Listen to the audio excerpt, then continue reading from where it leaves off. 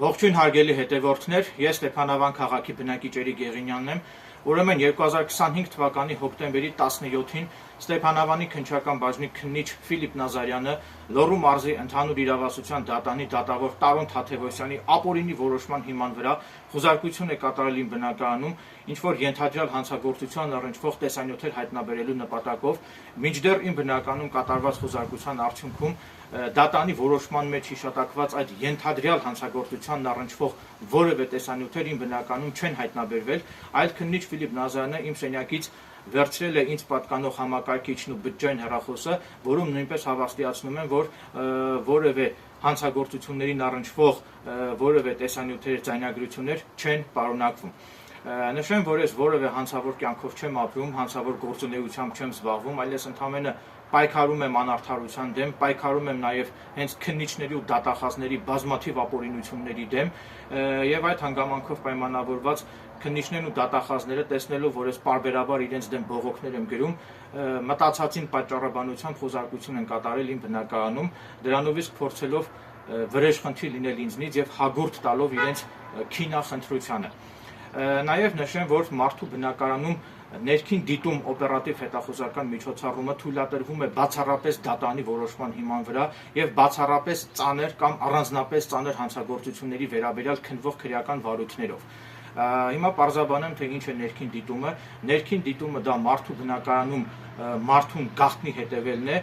եւ ես կարծում եմ, իմ կարծիքով չի բացառվում, որ իմ բնականում կատարված խուզարկության արդյունքում, կրկնում եմ, իմ կարծիքով շատ հնարավոր է, որ քննիչները իմ բնականում տեղադրած լինեն գաղտնի տեսաձայնագրող սարք, այլ կերպ ասած ժուչոկ,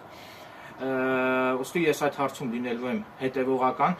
նաև այն անձանց բնակարաններում, որտեղ որ քննիչների կողմից կատարվել են խուզարկություններ,